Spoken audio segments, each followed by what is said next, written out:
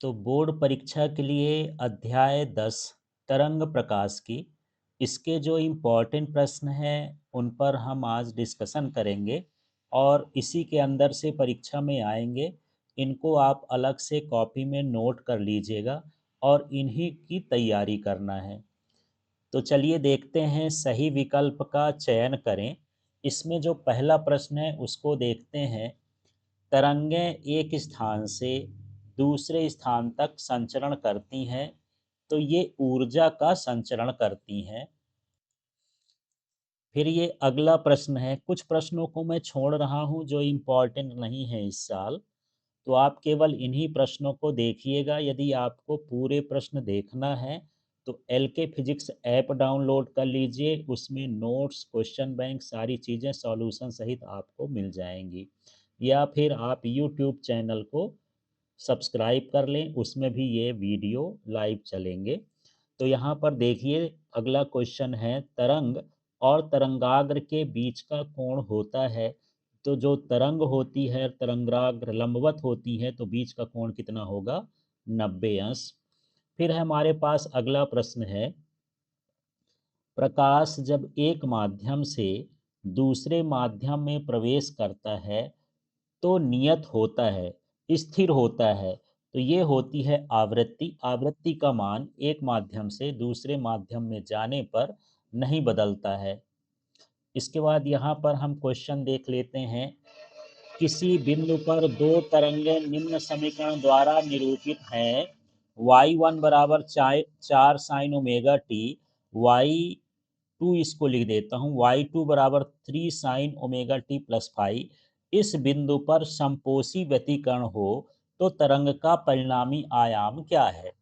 वैसे जो ये पहला भाग है, पहली तरंग का आयाम 4 है और ये जो दूसरी तरंग का आयाम है ये 3 है।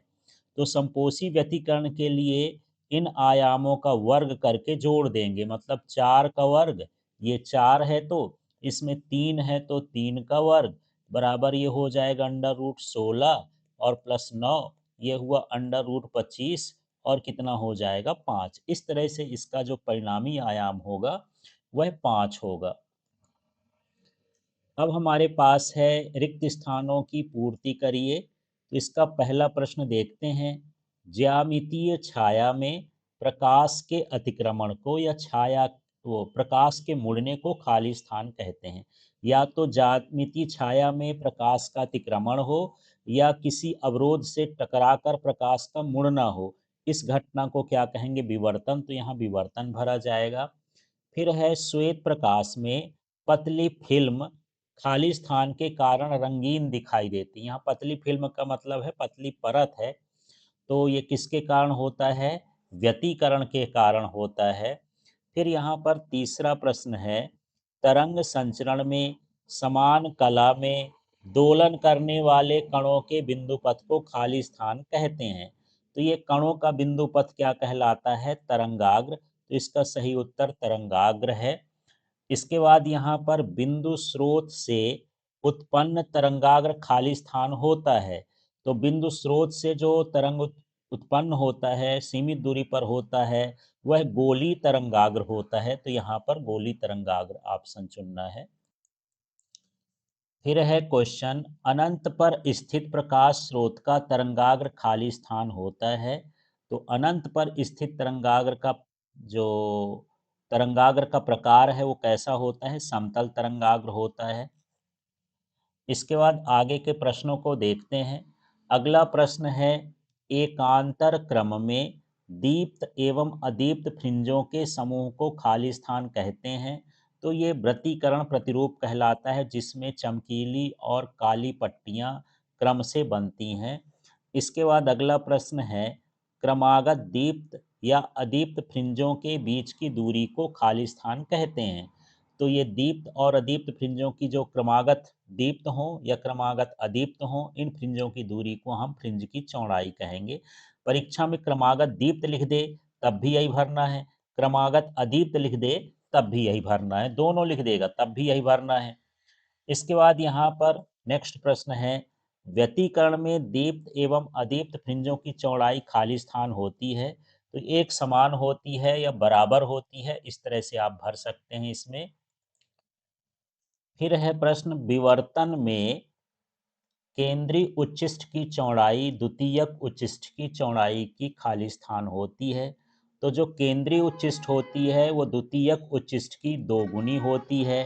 फिर यहाँ पर है यंग के प्रयोग में दोनों प्रकाश स्रोत थे, तो ये दोनों प्रकाश स्रोत कैसे थे? वास्तविक थे। फिर यंग के प्रयोग में फ्रिंजें खाली स्थान थी, तो ये फ्रिंजें किस आकार की थी? परवलयाकार, या इसको अति परवलयाकार आप भर दीजिएगा, अति परवलयाकार थी। अब यहाँ है प्रश्न, सही जोड़ी बनाइए। तो प्रकाश का जो कणिका सिद्धांत है ये किसके द्वारा दिया गया है? न्यूटन के द्वारा। इसके बाद यहाँ द्वि स्लिट का प्रयोग है, तो द्वि स्लिट का प्रयोग यंग थॉमस ने किया था। प्रकाश का मुड़ना आप जानते हैं, ये विवर्तन कहलाता है। फिर है समतल तरंगाग्र, तो प्रकाश स्रोत से अनंत दूरी पर जो तरंगाग्र बनता है समतल तरंगाग्र होता है। फिर है व्यतिकरण, तो ये प्रकाश की तीव्रता अधिकतम होना या न्यूनतम होना या प्रकाश की तीव्रता में परिवर्तन होना व्यतिकरण है। फिर यहाँ द्वितीयक तरंगिकाओं का सिद्धांत किसने दिया है? हाइगन ने। फिर जो ध्रुवण है वो किससे होता है? पोलेराइड से होता है या ध्रुवक से होता है। तो इस तरह से इसको जोड़ी मिलाकर हमको देखना है। चलिए अब यहाँ पर जो प्रश्न है एक वाक्य के उत्तर, इसमें इम्पॉर्टेंट प्रश्नों को देखते हैं। और मैं बता चुका हूँ कि यदि आपको पूरे प्रश्न देखना है तो आप एलके फिजिक्स का ऐप डाउनलोड कर लें, उसमें सभी प्रश्न आपको मिल जाएंगे। अब यहाँ प्रश्न है, देखिए, बिंदु स्रोत से बने तरंगाग्र का आरेख बनाइए। तो आरेख सरल है, एक आपको यहाँ पर बिंदु बनाना है, स्रोत बनाना है, और इसमें इसी तरह से घेरे बनाना है। ये जो आपको गोलीय घेरे मिल रहे हैं, यही क्या है? गोलीय तरंगाग्र है। तो यहाँ लिखने से काम नहीं चलेगा, इसका चित्र भी बनाना पड़ेगा। यदि यहाँ पूछता कि बिंदु स्रोत से बना तरंगाग्र कैसा होता है, तो आप गोली लिख देंगे। लेकिन यदि आपको आरेख पूछा है तो इस तरह से घेरे बना बना के आपको रखना है, घेरों की संख्या कितनी भी हो सकती है। फिर अगला प्रश्न है, समतल तरंगाग्र बनाइए। तो देखिए इस तरह से हमको आयत जैसे ये पट्टियां बनाना है, इस तरह से ये ये जो पट्टियां बनी हैं यही जो हैं समतल तरंगाग्र को बताती हैं। तो ये समतल तरंगाग्र का आरेख हो जाएगा। इसके बाद हम देखते हैं अगला प्रश्न, एक तरंगाग्र के दो बिंदुओं के बीच कलांतर कितना होता है? तो तरंगाग्र के दो बिंदुओं के बीच का कलांतर 0 होता है। तरंगाग्र पर लंबवत रेखा किसकी दिशा को व्यक्त करता है? तो तरंगाग्र पर लंबवत रेखा तरंग संचरण को व्यक्त करता है, क्योंकि तरंग और तरंगाग्र एक दूसरे के लंबवत होते हैं। फिर यहाँ पर हम 10वें प्रश्न को देखते हैं, प्रकाश के व्यतिकरण के लिए किस प्रकार के स्रोतों की आवश्यकता होती है? तो यहाँ पर कला संबद्ध स्रोतों से आने वाली तरंगों का अध्यारोपण होता है, इसलिए यहाँ पर एक वाक्य में उत्तर देना है तो सीधे आपको कला संबद्ध स्रोत लिखना है। इसके बाद हम बात कर लेते हैं यहाँ पर सत्य असत्य वाले प्रश्नों को। पीले प्रकाश की तरंग दैर्ध्य 0.6 माइक्रोमीटर के लगभग है, यह सत्य है।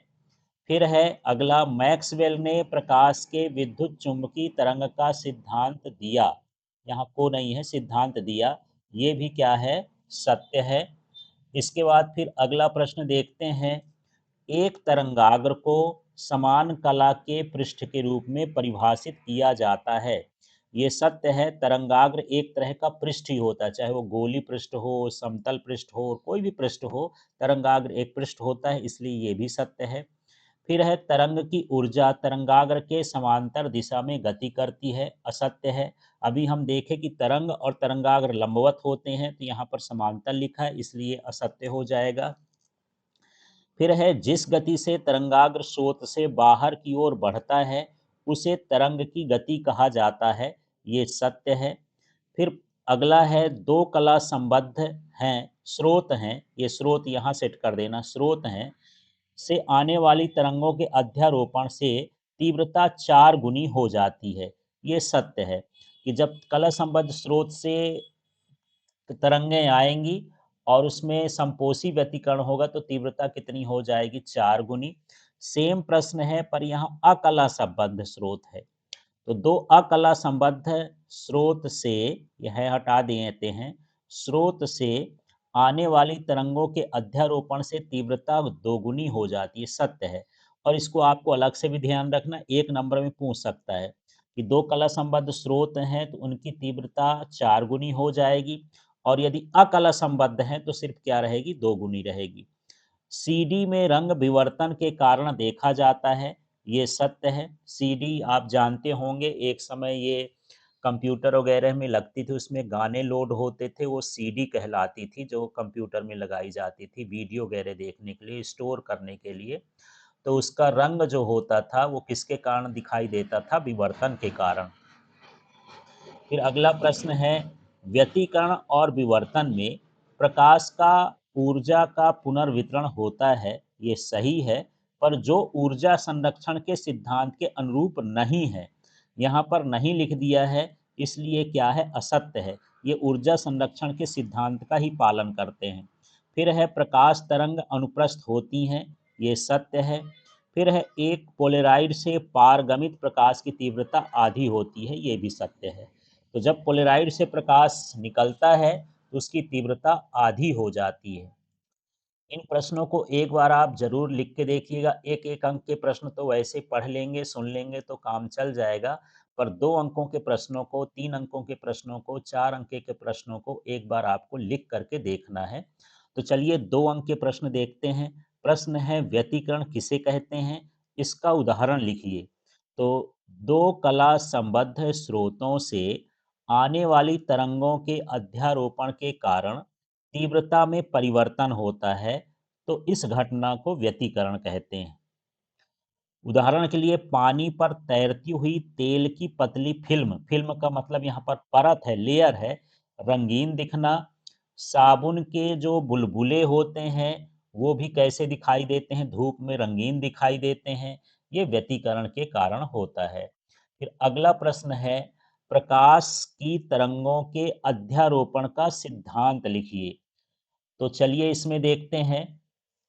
वैसे तो ये सूत्र आपसे बन जाएगा तो परिभाषा आप बना ही लेंगे, पर देखिए, जब दो या दो से अधिक तरंगें माध्यम में किसी बिंदु पर एक साथ पहुंचती हैं तो उस बिंदु पर परिणामी विस्थापन प्रत्येक तरंग के अलग अलग विस्थापनों के सदिश योग के बराबर होता है।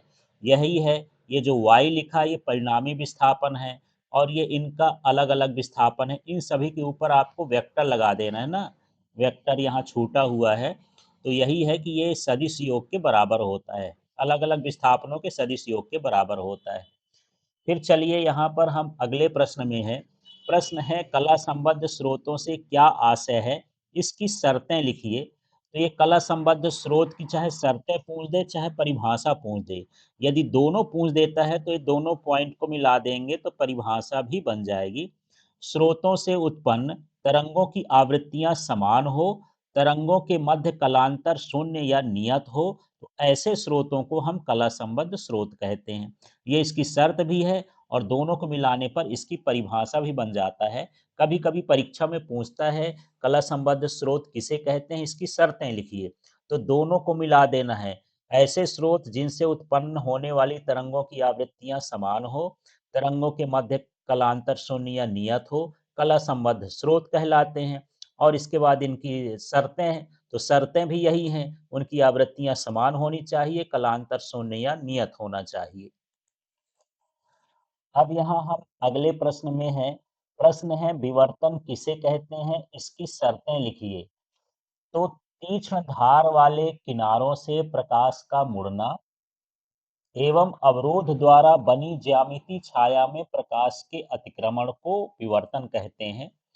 तो यदि विवर्तन आपको समझना है तो अलग से यूट्यूब वीडियो में जाकर के इनके वीडियो देख सकते हैं, या फिर एल के फिजिक्स आप ऐप डाउनलोड कर लेंगे तो उसमें वीडियो की लिंक टॉपिक वाइज पड़ी है, वहां से देख सकते हैं। इसकी शर्त क्या है, अवरोध का आकार तरंग दैर्ध्य की कोटि का होना चाहिए, इसकी शर्त है। तो इस तरह से विवर्तन पूछता है। तो विवर्तन क्या हो गया, तीक्ष्ण धार वाले किनारों से प्रकाश का मुड़ना, अवरोध से बनी ज्यामिति छाया में प्रकाश का अतिक्रमण करना, ये विवर्तन कहलाता है। इसके लिए अवरोध का आकार और तरंग दैर्ध्य का आकार लगभग समान होना चाहिए। अब हम आते हैं 3 या 4 अंकों के प्रश्नों में।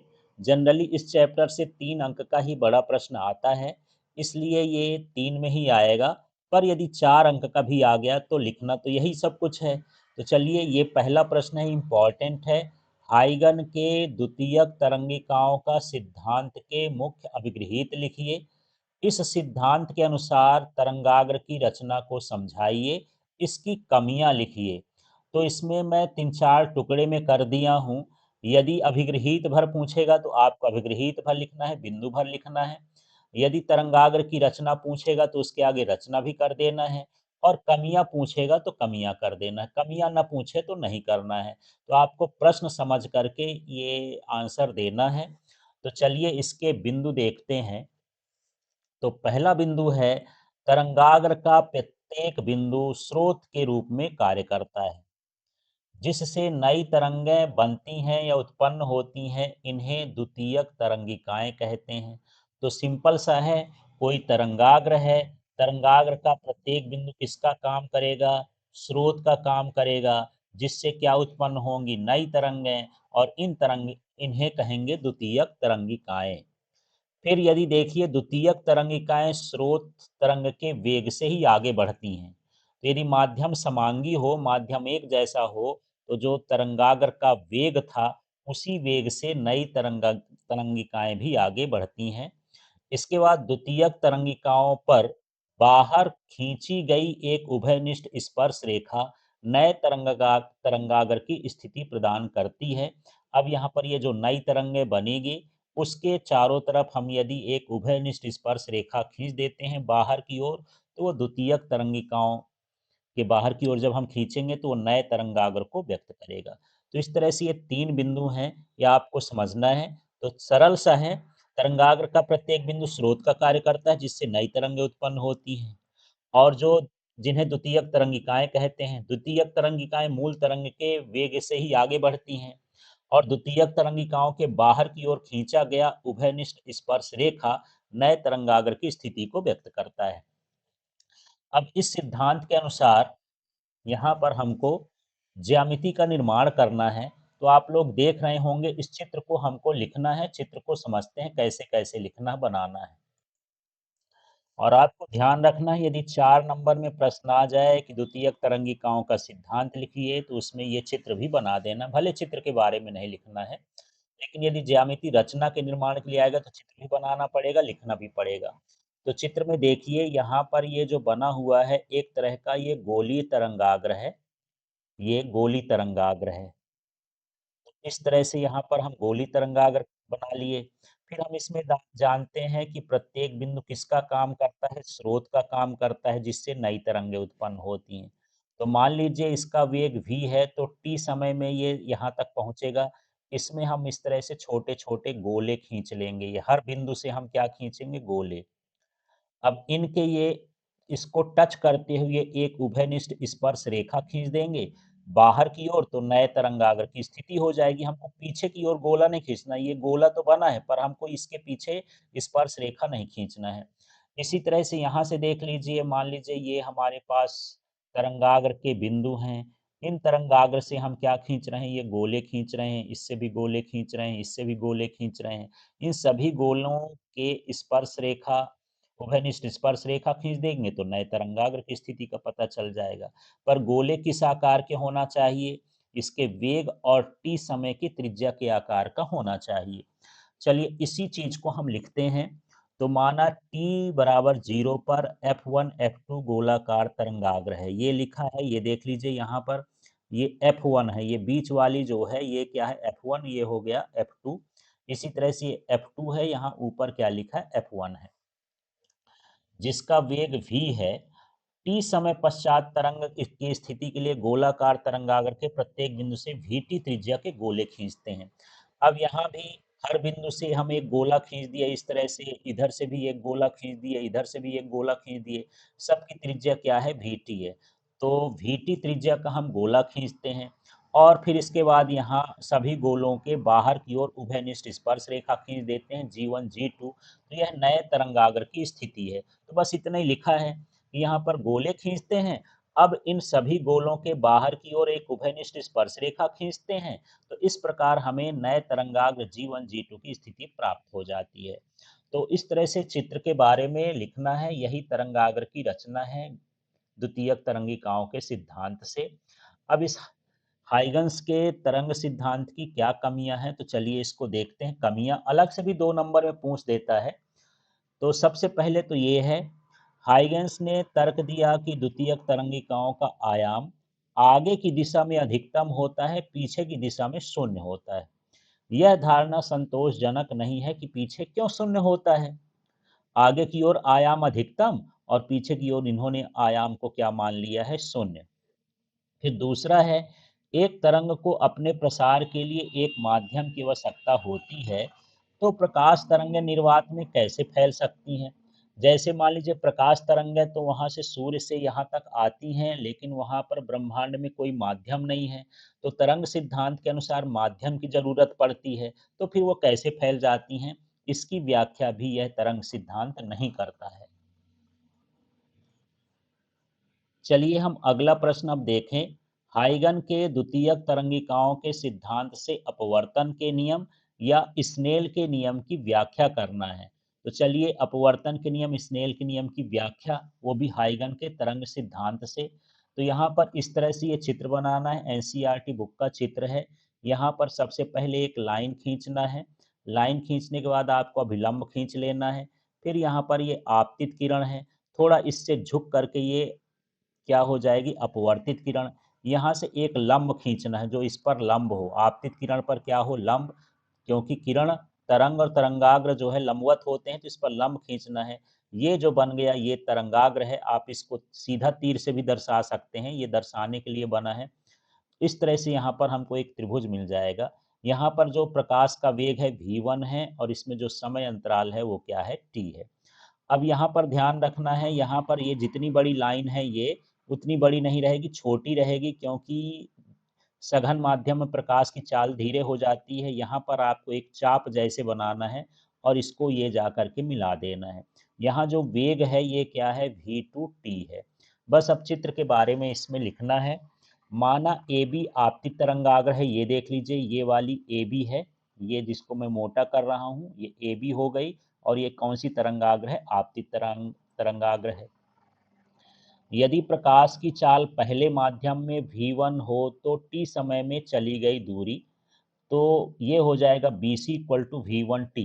क्योंकि आप जानते हैं दूरी बराबर होता है चाल गुणे समय, तो चाल हो गई v1, समय हो गया t, तो जो bc में चली गई दूरी है उसका मान हो जाएगा v1t। दूसरे माध्यम में प्रकाश की चाल v2 है,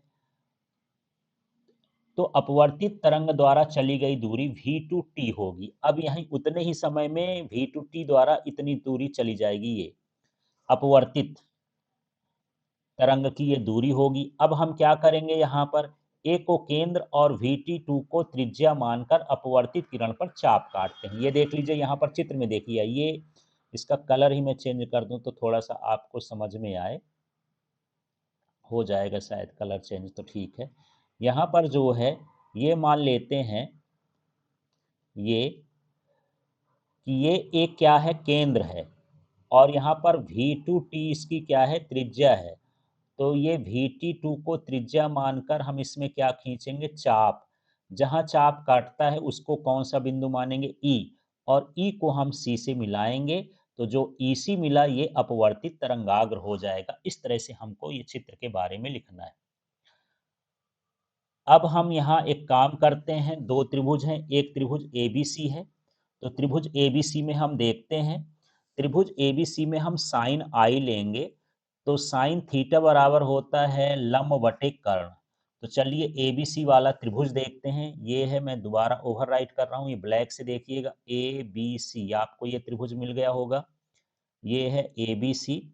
इस त्रिभुज में ये जो कोण के सामने वाला होता है वो लंब होता है, तो लंब क्या हुआ इसका, BC, और कर्ण क्या हुआ, AC। तो साइन आई का मान क्या हो जाएगा, BC अपॉन AC। और BC का मान जो है V1T है, तो V1T अपॉन AC हो गया। यहाँ पर लिखे ना ये BC बराबर V1T। अब हम अगला त्रिभुज लेते हैं जो नीचे बना है, त्रिभुज AEC। तो चलिए इसमें देखें त्रिभुज AEC कहाँ है। ये त्रिभुज A है, E है, ये C है। ये देखिए मैं इसको ज़्यादा मोटा कर दिया हूँ, ये AEC मिल गया। इसमें कोण यहाँ है, ये R है, अपवर्तन कोण है। इसके सामने वाला लंब माने AE लंब कहला गया, तो ये लंब हो गया। और इसका कर्ण क्या रहेगा, AC। तो AE बटे AC, और AE का मान आप देख रहे हैं यहाँ पर, ये है V1T V2T। तो यही चीज हम यहाँ लिखेंगे, साइन R बराबर, यहाँ लंब बटे कर्ण है। तो इस त्रिभुज में लंब AE है और कर्ण AC है। AE का मान V2T है और इसका मान AC है। ये समीकरण 1 मिल गया, 2 मिल गया। माने एक बार साइन आई निकालना है, एक बार साइन आर निकालना है। इसके बाद दोनों समीकरण को हम भाग करेंगे, समीकरण 1 में समीकरण 2 से भाग करने पर।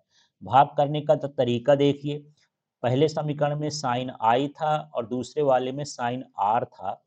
यहाँ देख लेते हैं, हम ये लिखे साइन आई और बटे में लिखेंगे साइन आर। फिर यहाँ लिखेंगे बटे में V1T अपॉन AC, और इसमें लिखेंगे V2T अपॉन AC। तो AC AC कैंसिल हो जाएगा, TT कैंसिल हो जाएगा। तो मैं डायरेक्ट लिख दिया हूँ ये V1 अपॉन VT। आप चाहें तो एक बार मान लिख करके एक स्टेप बढ़ा भी सकते हैं। फिर यहाँ पर ये जो V1 अपॉन V2 है, तो ये पहले माध्यम में प्रकाश की चाल, दूसरे माध्यम में प्रकाश की चाल जो होती है, ये पहले माध्यम के सापेक्ष दूसरे माध्यम का अपवर्तनांक होती है। तो इसको लिखेंगे N21। ये V1 V2 हटा दिए, उसकी जगह N21 लिख दिए, इसको इधर लिख दिए हैं। तो इस तरह से यही तो स्नेल का नियम है। ये आपतन कोण की ज्या और अपवर्तन कोण की ज्या का अनुपात पहले माध्यम के सापेक्ष दूसरे माध्यम का अपवर्तनांक होता है। इस तरह से इस सूत्र को निकालना है।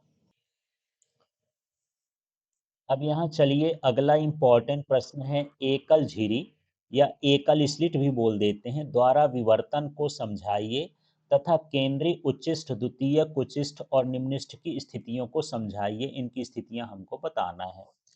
तो चलिए प्रश्न तो समझ में आ गया, एकल स्लिट द्वारा विवर्तन है ये, एकल स्लिट द्वारा विवर्तन। तो इस तरह से हमको चित्र बनाना है, चित्र देख लीजिए। यदि इसको आपको अच्छे से समझना है तो आप YouTube चैनल में या LK फिजिक्स ऐप में जो वीडियो लिंक है उससे आप देख सकते हैं। तो देखिए इसमें क्या है, चित्रानुसार ए चौड़ाई की एक स्लिट है, झिरी है। ये देखिए यहाँ पर, ये झिरी, झिरी का मतलब छेद होता है। ये इसकी चौड़ाई यहाँ से यहाँ तक कितनी है, ए है, स्मॉल ए हो गया। ठीक।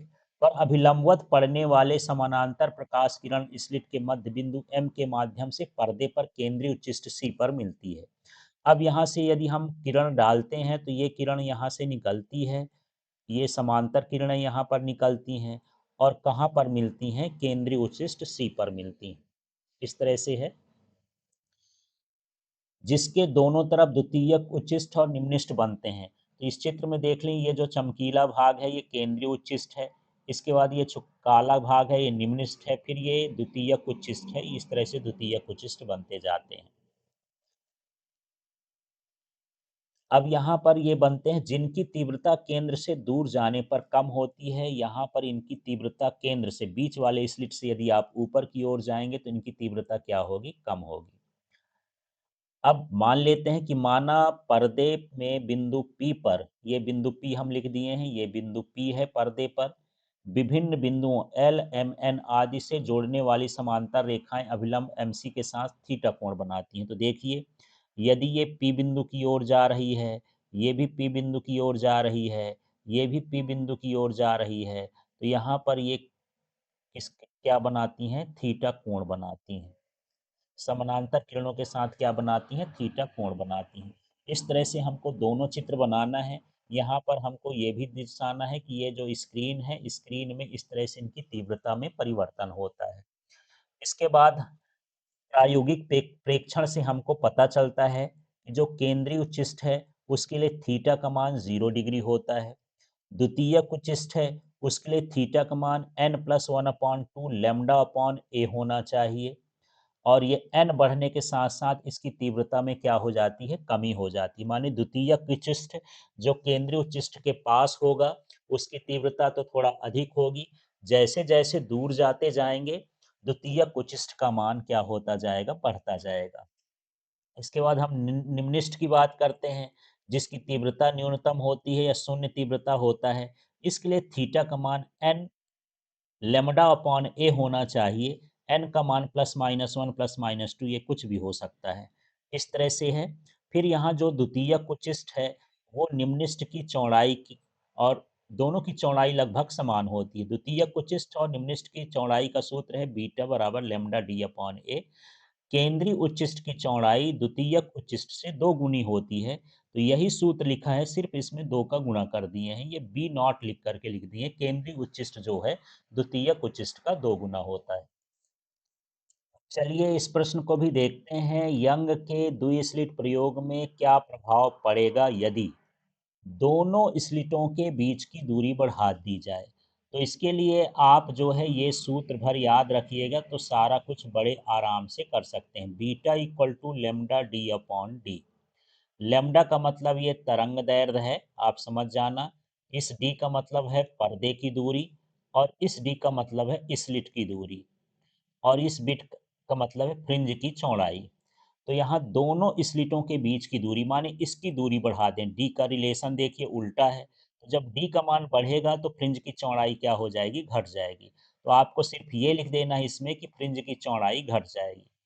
दूसरा, स्रोत को स्लिटों की ओर सरकाया जाए, माने ये पर्दा है तो पर्दे की दूरी कम हो जाएगी, ऐसे समझ लीजिए। तो फ्रिंज की चौड़ाई भी क्या होगी, कम हो जाएगी। ये स्रोत है, जब इधर हम पर्दे की ओर सरकाएंगे तो इसकी दूरी घटती जाएगी। अब इसका सीधा संबंध है ना, ऊपर ऊपर है, तो जब डी का मान घटेगा तो बी का मान भी घटेगा। तो यहाँ पर लिखेंगे फ्रिंज की चौड़ाई घट जाए।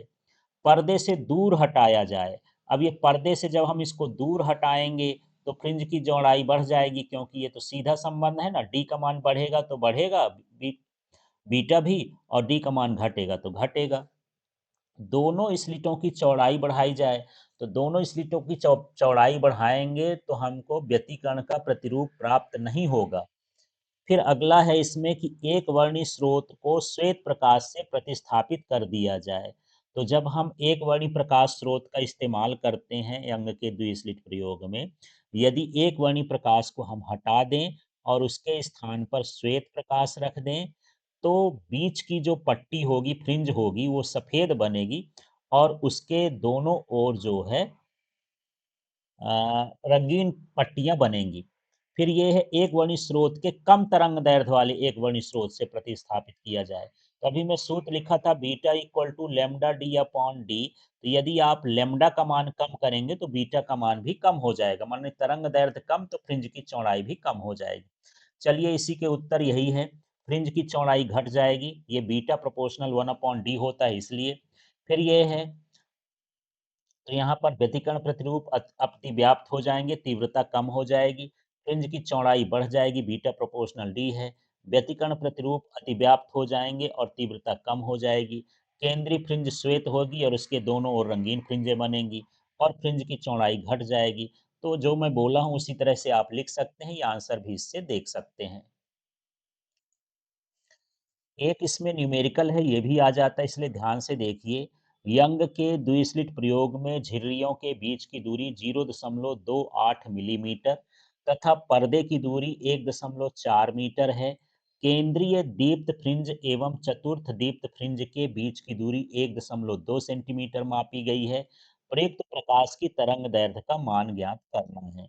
और ये एनसीईआरटी बुक का प्रश्न है, परीक्षा में एक आध बार आ चुका है, इसलिए इसको आप लगा के देखेंगे। तो चलिए सबसे पहले हम ज्ञात है वो देख लेते हैं। तो ये झिर्रियों के बीच की दूरी 0.28 मिलीमीटर है। इसको स्मॉल डी से लिखे 0.28 मिलीमीटर। यहाँ मिली का मतलब 10 की घात 3 होता है, तो ये 10 की घात -3 मीटर लिख दिए हैं। अब ये 0.28 है ना, यदि इस दशमलव को हटा दें, पीछे कर दें 2 अंक, तो यहाँ पर 28 लिख दिया हूँ। ये 10 की घात -3 था, तो 10 की घात -5, इसलिए कि 2 अंक पीछे दशमलव चला गया है तो वो घात -2 हो जाएगी। इसके बाद यहाँ पर जो पर्दे की दूरी है ये d इक्वल टू 1.4 मीटर दी हुई है। फिर यहाँ पर ये केंद्रीय दीप्तफ्रिंज एवं चतुर्थ दीप्तफ्रिंज के बीच की दूरी जो दिया है x इक्वल टू 1.2 सेंटीमीटर। अब ये सेंटीमीटर को मीटर में बदलते हैं तो 10 की घात -2 लिखते हैं। 1.2 गुणे 10 की घात -2 मीटर हो गया। और ये n का मान चतुर्थ फ्रिंज है तो n बराबर 4 हो गया। इस तरह से ज्ञात मान हमको अपने इस क्वेश्चन से देख करके लिखना है। अब हम जानते हैं x इक्वल टू जो सूत्र होता है n लैम्डा अपॉन डी होता है। अब इसमें से हमको लैम्डा निकालना है, लैम्डा इनका पक्षांतर कर देंगे तो lambda equal to X D upon N D हो जाएगा। अब सभी मान रखते हैं। यहाँ x का मान 1.2 गुणे 10 की घात -2 है। ये देखिए x का मान है ये वाला, इसको उतार दिए हैं। इसके बाद यहाँ पर है d, d माने स्लिटों की दूरी है तो ये 28 गुणे 10 की घात -5 है। तो चलिए यहाँ पर ये देख लेते हैं 28 गुणे 10 की घात -5। इसके बाद यहाँ पर अगला वाला भाग देख लेते हैं, ये n है। n का मान देख लेते हैं, यहाँ n बराबर कितना दिया है 4, तो ये 4 लिख दिए। इसके बाद यहाँ पर d है, कैपिटल D का मान 1.4 है, ये देख लीजिए 1.4, ये इसके मान को हम रख देते हैं। इसमें सूत्र पता हो तो मान रख देंगे। अब इसको काटने की कोशिश करते हैं। यहाँ 1.2 है, यहाँ 1.14 है, दोनों में दशमलव एक एक अंक बाद है तो कट जाएंगे, मतलब हम दशमलव छोड़ देते हैं। तो ये 14 दूनी 28 हो गया, 2 दूनी 4 हो गया और 2 छक्का 12 हो गया, ये 6 हो गया। अब 10 की घात -2 है और 10 की घात -5 है, जुड़ के 10 की घात -7 हो जाएगा। यदि मैं 6 के आगे 2 शून्य अपने से उतार लूँ, क्योंकि इसको नैनोमीटर में उत्तर देना है, तो 2 शून्य उतारा हूँ तो ये प्लस, ये इसमें -2 और हो जाएगा घात में, -2, तो इसकी घात कितनी हो जाएगी -9। शून्य उतारे हैं इसलिए -9 हो गया। अब ये -9 को, ये मीटर में है, -9 को हम नैनो लिखते हैं तो इस तरह से इसके लैम्डा का मान, तरंग दैर्ध्य का मान 600 नैनोमीटर होगा। अब इसमें एक लास्ट प्रश्न और देख लेते हैं, हालांकि ज़्यादा इम्पोर्टेंट नहीं है पर देख लेते हैं, थोड़ा थोड़ा है। प्रकाश के ध्रुवण से क्या आशय है? ध्रुवक पोलेराइड किसे कहते हैं? इसकी कार्यविधि, इसके उपयोग लिखिए। तो सबसे पहले प्रकाश का ध्रुवण क्या है? तरंग संचरण को लंबवत तल पर प्रकाश तरंगों के विद्युत वेक्टर को प्रतिबंधित करना। तो जो तरंग संचरण होता है उसके लंबवत तल में हम प्रकाश तरंगों के विद्युत वेक्टर को सीमित कर देते हैं, कंट्रोल कर देते हैं, प्रतिबंधित कर देते हैं, रोक देते हैं, कुछ भी लिख देना, ये प्रकाश का ध्रुवण कहलाता है।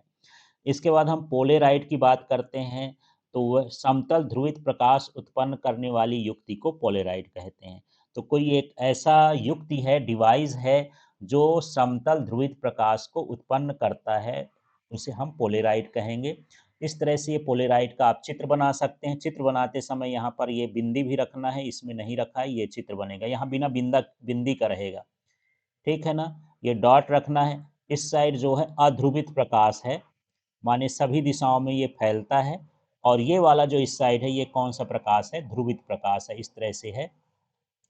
अब कार्यविधि आती नहीं है पर देख लीजिए, पोलेराइड में एक विशेष दिशा में संरेखित लंबी श्रृंखला के अणु होते हैं जिससे प्रकाश गुजर सकता है, जिसे पारित अक्ष कहते हैं। जहां से प्रकाश गुजर सकता है उसे पारित अक्ष कहेंगे। यदि अध्रुवित प्रकाश के विद्युत वेक्टर पारित अक्ष के समानांतर होंगे तो वह अवशोषित हो जाते हैं, रुक जाते हैं, नहीं जा पाते हैं। और यदि अध्रुवित प्रकाश के विद्युत वेक्टर पारित अक्ष के लंबवत होते हैं तो अक्ष से गुजर जाते हैं और प्रकाश रैखिक रूप से ध्रुवित हो जाता है।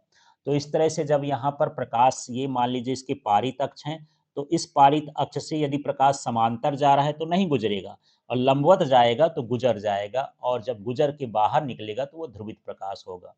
अब यहाँ पर ध्रुवक के उपयोग क्या हैं? धूप के चश्मे बनाने में, खिड़की के शीशे में, प्रकाश की तीव्रता को नियंत्रित करने के लिए किया जाता है। वाहनों की हेडलाइट में रोशनी की चकाचौंध को कम करने में किया जाता है। 3D चित्रों और फिल्म के लिए कैमरा और फोटोग्राफी में भी इसका उपयोग किया जाता है। तो इस तरह से ये इस चैप्टर के इम्पॉर्टेंट प्रश्न हैं। एक बार इनको आप अच्छे से लगा करके देख लेंगे, नोट कर लेंगे, ये बोर्ड परीक्षा के लिए ज़्यादा इम्पॉर्टेंट